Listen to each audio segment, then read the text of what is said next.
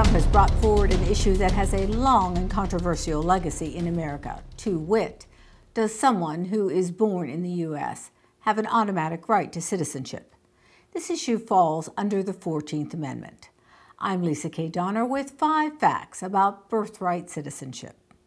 Fact 1. The first line of the 14th Amendment, the section in controversy, reads, "All persons born or naturalized in the United States and subject to the jurisdiction thereof are citizens of the United States and of the state wherein they reside." At face value, this looks to be clear, but it really isn't. The phrase that makes this entire issue a controversy is, quote, "subject to the jurisdiction thereof," unquote. So what does this really mean? Trump argues that children of illegal aliens should be denied citizenship because they're not subject to the jurisdiction thereof. This means that birthright citizenship, as it pertains to illegal aliens, remains an open question. Fact 2.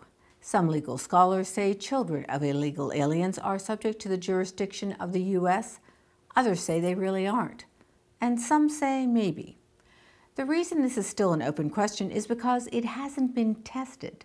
The cases that have been brought to the U.S. Supreme Court thus far have not been about illegals.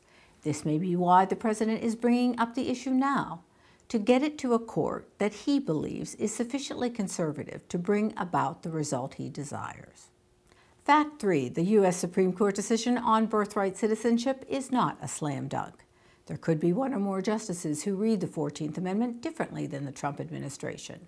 The High Court is not a sure bet here, so Trump may be placing a wager that he easily could lose. Context, however, may be the tipping point regarding birthright citizenship. In 1866, Senator Jacob Howard, who served on the committee to draft the 14th Amendment, said, Fact 4. The 14th Amendment will not, of course, include persons born in the United States who are foreigners, aliens who belong to the families of the ambassadors, or are foreign ministers accredited to the government of the United States, but will include every other class of persons. The Republican senator from Michigan went on to say that the 14th Amendment, quote, settles the great question of citizenship and removes all doubt as to what persons are or are not citizens of the United States, unquote. And this brings us to fact 5. It will be a heavy lift to alter the interpretation of the 14th Amendment simply by executive order. This is primarily because of the Naturalization Clause of Article 1 of the U.S. Constitution, which gives Congress, not the President, the power to, quote, establish a uniform rule of naturalization, unquote.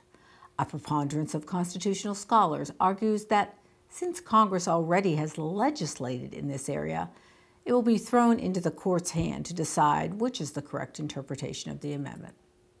And that's our 5 facts on birthright citizenship.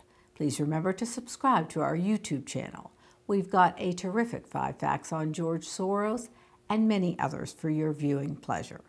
I'm Lisa K. Donner, and this has been a production of LibertyNation.com. Thanks so much for watching.